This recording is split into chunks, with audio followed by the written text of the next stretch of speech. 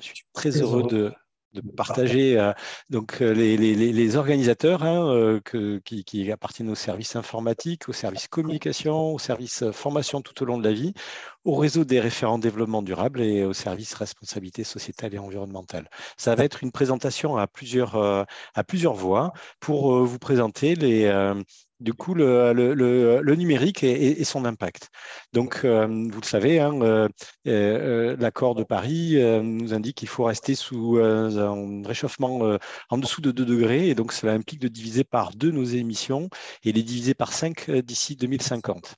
Et le numérique a une place particulière parce qu'il est en forte croissance. On pense qu'il est déjà à 4% des émissions de gaz à effet de serre et il pourrait décupler au cours des années qui arrivent. Donc, il est important de pouvoir réduire ces émissions. Euh, voilà, donc pour cela, nous organisons le Digital Cleanup Day. C'est une façon de sensibiliser un maximum de personnes à l'empreinte environnementale numérique, de contribuer à changer les habitudes en matière de production et de transfert de données. C'est aussi une façon de contribuer, nous le verrons, à l'allongement de la durée de vie des équipements numériques et de leur donner une seconde vie, de façon à diminuer la consommation des équipements, des espaces de stockage et de l'énergie qui est consommée à travers le numérique. Donc c'est un événement international qu'on va voir, qui se retrouve un peu partout à travers la France. Au programme de la semaine, donc, il y a le webinaire de lancement, hein, le WOS, le webinaire des opérations de la semaine, hein, qui est actuellement. Il y a aussi des opérations de nettoyage numérique. Donc, à travers les unités qui participent, il y en a au moins une dizaine qui m'ont indiqué qu'ils participaient à ce nettoyage. Donc, il s'agit de faire du ménage dans les messageries et dans les nuages. Nous verrons un peu plus loin. Malika vous présentera ces opérations. De la même manière, il y a une collecte des déchets d'équipements électriques et électroniques que vous pouvez réaliser durant la semaine en contactant vos collègues des personnes ressources informatiques. Nous verrons également aussi qu'il y a une formation à la fresque du numérique que le service formation tout au long de la vie organise. Une exposition qui est déjà en place sur le campus de la Gaillarde, à la cafétéria, mais aussi à La Valette et à Baillarguet. Et puis, c'est aussi l'occasion de faire remonter des améliorations possibles en utilisant Objectif Amélioration Durable pour pouvoir faire remonter ces améliorations. Et donc, le numérique, c'est aussi quelque chose qui peut être vu à travers des consommations de ressources et de déchets ou de consommation d'énergie. Et ressources, déchets et énergie font partie des quatre thématiques importantes du service du schéma stratégique de site et de centre, avec la mobilité et la biodiversité. Et donc, ressources, déchets et énergie seront aussi l'occasion de parler du numérique. Et donc, nous aurons l'occasion d'en reparler tout au long de l'année. Là, je vais laisser la place à Benoît Tirefort, responsable du service informatique de Montpellier. À toi, Benoît. Oui, bonjour à tous. Ben, voilà, donc moi je vais aborder l'empreinte du numérique, hein, de nos outils, de l'ensemble des moyens que nous mettons à notre disposition. Les bonnes pratiques en fait pour réduire cette empreinte au niveau du numérique et la gestion des déchets. Voilà, comment traiter ce matériel en fin de vie. Voilà, donc le numérique, on nous l'a souvent présenté comme une solution miracle permettant de réduire nos déchets. C'est vrai, c'était vrai pour les impressions, par exemple. Mais il faut savoir en fait que ce n'est pas neutre quand même, hein, puisque les émissions de gaz à effet de serre liées au numérique sont aussi importantes que ce que peut l'être les émissions pour l'aviation. Voilà. Alors certes, on a des appareils qui consomment de moins en moins, mais par l'utilisation et l'ensemble des moyens qui nous est offert, nous multiplions nos outils numériques et donc cela conduit à une augmentation continue en fait de la consommation électrique et de la production. En plus de cela, il y a le recyclage qui est souvent mal, très peu géré et donc cela aussi a une incidence sur notre environnement.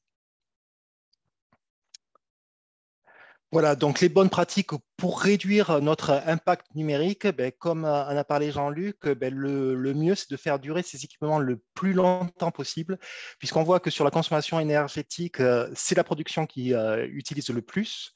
Et pour produire en fait un matériel numérique, eh ben, on utilise beaucoup de matériaux.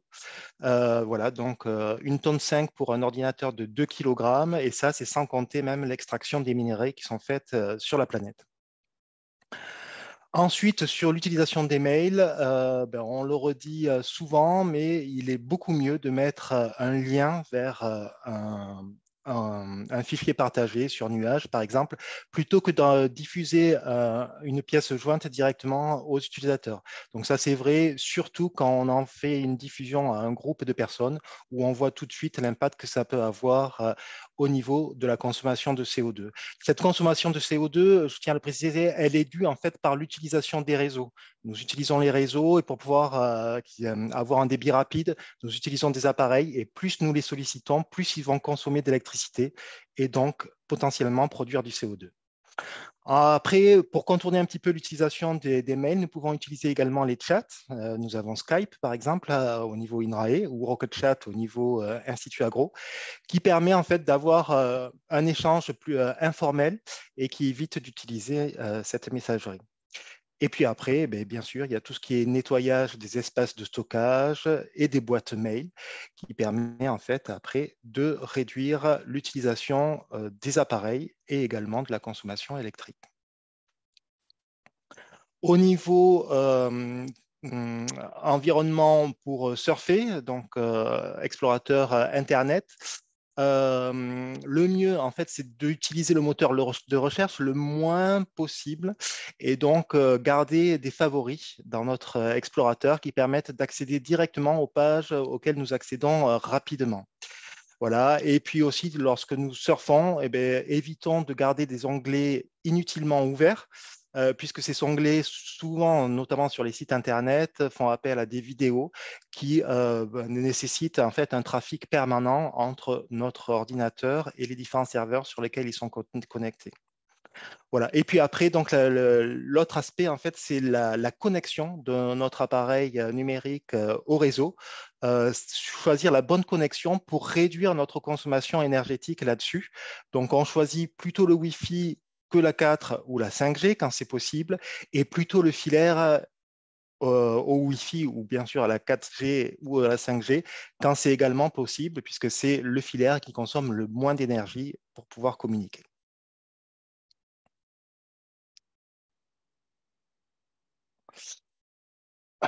Voilà. Après, au niveau professionnel, mais également personnel, actuellement se développe de plus en plus le streaming, hein, notamment au niveau de la télévision. Il faut voir, voilà, c'est quand même un secteur qui tend à croître de façon exponentielle en ce moment, et qui se met à consommer de plus en plus d'énergie, puisqu'il représente à lui seul 1% des émissions mondiales de CO2. Donc, c'est énorme. Donc, là aussi, on peut avoir des bonnes pratiques, hein. Donc, lorsqu'on regarde de façon répétée une vidéo ou qu'on écoute un fichier musical, par exemple, si c'est possible et si c'est légal, le mieux, c'est de le télécharger plutôt que de le streamer à chaque fois qu'on le consulte. Quand on fait juste pour une consultation audio, s'il y a une vidéo, si c'est possible, le mieux c'est de couper la vidéo. Faire après attention à la façon dont on se connecte au réseau, hein, comme on en a parlé entre le Wi-Fi, la 4G et le filaire. Et puis, ce qui est possible de faire également, notamment sur plusieurs plateformes de consultation de vidéos en ligne, c'est de baisser la qualité de la vidéo. Et donc, cela réduit le trafic sur le réseau et donc permet de réduire notre empreinte environnementale. Au niveau des déchets, alors ce qu'on peut faire dire, c'est que déjà, il faut limiter le renouvellement des appareils pour réduire nos déchets. On a déjà parlé. Voilà. Donc, il y a une méthode qui s'appelle la méthode de Bisou, qui veut dire, avant d'acheter un appareil, se poser 5 questions. C'est en ai-je besoin? Est-ce que ce besoin est immédiat ou est-ce qu'il peut être reporté plus tard pour acquérir un appareil qui sera, par exemple, moins énergivore? Est-ce quelque chose de similaire? Et dans ce cas-là, en fait, je n'en ai pas l'utilité. Quelle est son origine? Donc là, on essaie de choisir du matériel dont la production même si sur le numérique c'est difficile, hein, dont la production est faite le plus localement possible.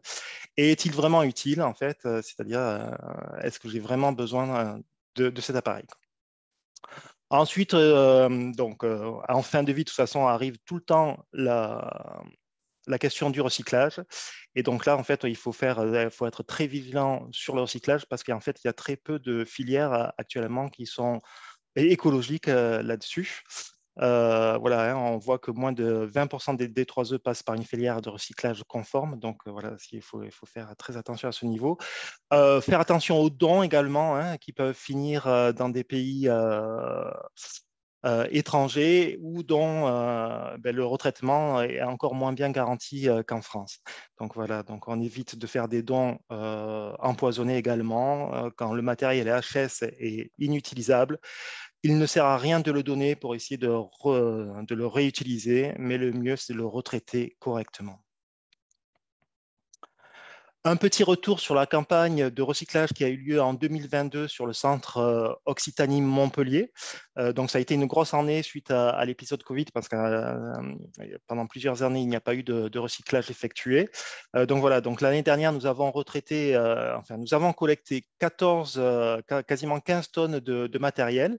Et grâce à notre partenaire, qui est la société Pro Recyclage, qui en moyenne fait un recyclage de 99% du matériel numérique, en fait, sur ces 15 tonnes, il y a une tonne 1 qui n'a pas été recyclée. Alors, donc ça, ce sont des éléments pour le moment qui sont difficilement recyclables. Ce sont les plastiques des ordinateurs parce qu'ils ont un traitement contre le feu qui est difficilement utilisables, les dalles LCD qui pour le moment n'ont pas de filière de retraitage pour le retraiter, et ensemble accumulateurs, batteries, où là, à part les batteries ou plomb qui sont bien retraités, sinon c'est assez difficile. Voilà, les actions qui peuvent être mises en place. Un petit exemple au niveau du STAR où l'informaticien de proximité Pierre Coty va faire demain de 9h à 11h un accompagnement en fait, sur l'ensemble des personnes pour donner les bonnes pratiques. Et il y aura également des bacs de collecte de matériel électronique. Voilà, je vais laisser la parole à Vincent. Bonjour à tous. Donc, je suis Vincent, je suis référent développement durable à la DMEM et je suis aussi DU accessoirement de cette unité. Donc, je vais vous parler un peu des données numériques scientifiques avec deux dimensions, la dimension matérielle et la gestion des données. Alors, au niveau matériel, donc, comme vous le savez, donc, Benoît l'a dit, le numérique, ce n'est pas du tout virtuel.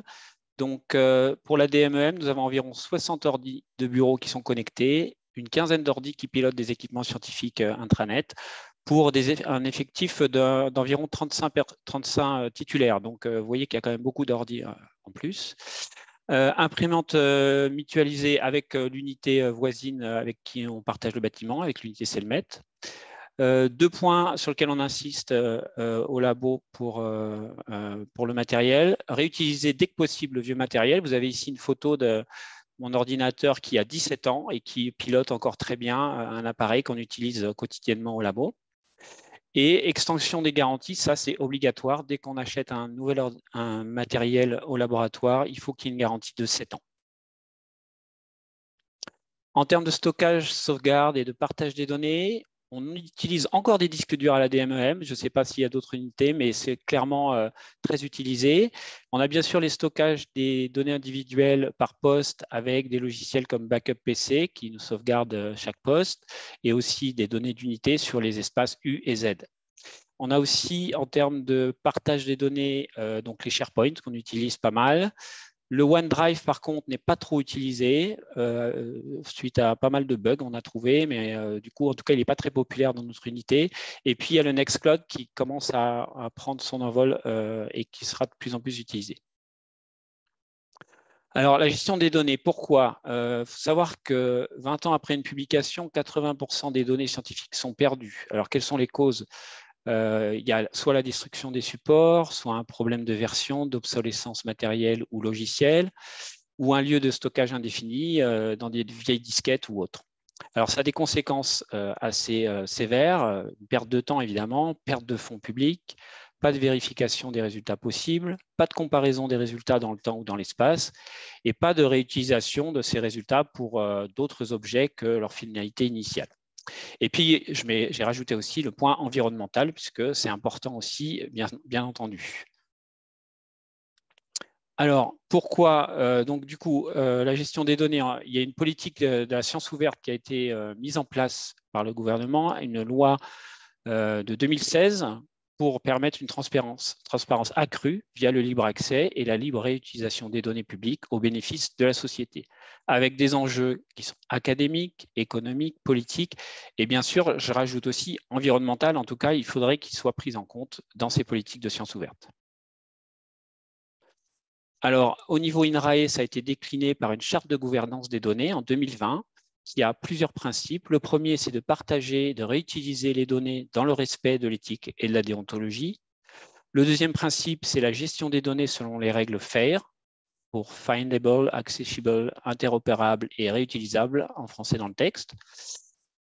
Troisième principe, ouverture des données selon le principe aussi ouverte que possible, aussi fermée que nécessaire. Quatrième principe, création d'innovation et de valeur pour la société avec des applications, pourquoi pas des startups. Et là encore, je rajoute la dimension environnementale qui n'est pas mentionnée dans la charte. Alors, au niveau de ce qu'on nous demande, c'est des plans de gestion des données. Donc, au niveau des unités, comment ça se décline? Il faut savoir qu'une donnée a un cycle de vie. Donc, elle est créée, elle est obtenue à partir de différents plans expérimentaux. Ensuite, on la traite, on va l'analyser, l'organiser, on va la préserver, on va la partager et éventuellement la réutiliser. Et du coup, ce cycle de vie des données doit être formalisé dans un plan de gestion des données qu'on va devoir fournir soit à la CRS quand on sera évalué en tant qu'unité, mais aussi aux financeurs tels que l'ANR ou d'autres financeurs. Alors concrètement, la DMEM, où on en est? Alors on a monté un groupe de travail données parce que notre plan de gestion de données n'est pas encore effectif. Ce groupe de travail est animé par notre référente données opérationnelle, qui est Béatrice Chabi, qui est chercheur au labo. Alors, on définit quelles données conserver, quelles sont, par exemple, les anciennes data qu'on doit publier. On a aussi inventorié les données produites par appareil, par technologie. On connecte chaque appareil à intranet pour collecter et aussi, bien sûr, sauvegarder les données brutes. Et on se met d'accord sur une nomenclature de fichiers et notamment une grosse discussion sur les métadonnées pour que ces données soient réutilisables et interopérables. Et en accord avec le principe FAIR dont je vous ai parlé tout à l'heure. Oui, non, je vous en ai parlé. Espace à consacrer aussi dépendant de la nature et la taille des données. Bien sûr, si on a beaucoup de données OMIC, il va falloir qu'on ait des serveurs ad hoc à développer en conséquence. Et puis pour nous, on a aussi le problème de l'imagerie qui consomme beaucoup de gigaoctets et pour lequel on n'a pas encore trouvé de solution ad hoc pour la sauvegarde. Sinon, bien sûr, je rajoute la dimension environnementale de la gestion des données. Et c'est comme quand on range des frigos ou des congélateurs, il faut penser aussi à ranger ces données et notamment se poser la question de l'archivage, le volume et la durée de cet archivage. Voilà, je vais passer la parole à Malika.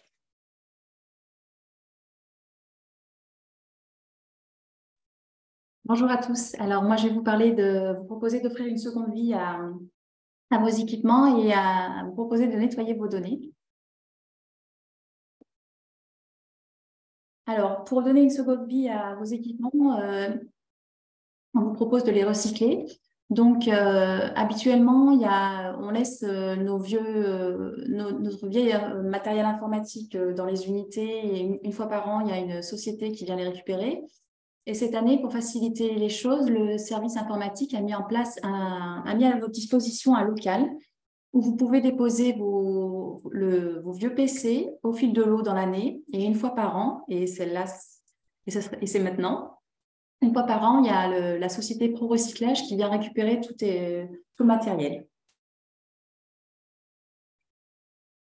Alors, on vous propose pendant cette semaine de nettoyer votre boîte mail et vos espaces de stockage. Donc, une mesure de l'espace occupé de l'ensemble des boîtes mail a dû vous être diffusée ce matin, ou sinon, vous pouvez le demander à votre PRI. Il sera aussi réactualisé en milieu et en fin de semaine. Donc, on vous propose de supprimer les mails obsolètes, de vider la corbeille, vider le dossier téléchargement, faire le tri dans vos fichiers, garder que ceux dont vous avez besoin, réduire la taille de vos photos ou de vos PDF, faire le ménage aussi dans vos favoris et navigateurs Internet. Et au besoin, vous pouvez contacter votre PRI pour vous donner un coup de main. Voilà, je passe la main à Magali.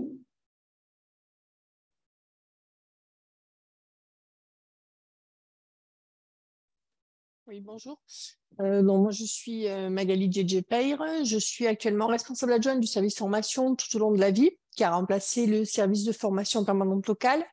Et moi, je vous propose de participer à un atelier, la fresque numérique, qui va vous permettre d'identifier et de comprendre un petit peu mieux les enjeux environnementaux du numérique et vous expliquer les grandes lignes des actions possibles à mettre en place pour évoluer vers un numérique plus soutenable. Donc, cet atelier, c'est un serious game, ce qu'on appelle un jeu sérieux, qui va se dérouler au sein d'un atelier avec, c'est un jeu qui se joue par équipe, hein, avec un jeu de cartes et qui se déroulera sur le campus de la Gaillarde. Voilà. Alors, cette semaine, un premier atelier aura lieu le 16 mars sur le campus au bâtiment 26 à la salle Amérique de 14h à 17h. Mais on organise également un autre atelier le 4 avril de 9h à 12h, puisque l'atelier du 16 mars est quasiment complet. Je crois qu'il reste deux places, on va dire 2-3 places. Donc, vous pouvez très bien vous inscrire pour celui du 4 avril. C'est Julien Couzzi, un animateur de l'association de la fresque du numérique qui assurera cette prestation. Donc, vous pouvez vous y inscrire par les modalités habituelles, hein, via le site intranet de Montpellier sous l'espace réservé à la formation permanente, mais également le lien est présenté sur la semaine du numérique. Voilà. À toi, Mina. Merci Magali. Donc, en termes de communication tout au long de la semaine, nous vous proposons une exposition sur les bonnes pratiques et les trucs et astuces pour nettoyer vos boîtes mail. Donc, cette exposition, elle est disponible au niveau de la cafétéria sous forme de 2 panneaux A0 qui sont aussi disponibles en téléchargement sur l'intranet à la rubrique RSE. Et donc, si vous organisez effectivement des systèmes de permanence, n'hésitez pas à vous prendre en photo avec le logo de la semaine. Ça nous fera des souvenirs à partager et à valoriser. Donc, la semaine, elle s'inscrit en fait vraiment dans une initiative qui est globale, internationale. Si vous allez sur le site digitalcleanupday.fr, vous verrez que vraiment, il y a beaucoup d'animations qui ont été inscrites pour faire partie de cette initiative citoyenne et globale. Et parmi toutes ces animations, l'INRAE organise aussi des événements similaires dans différents centres.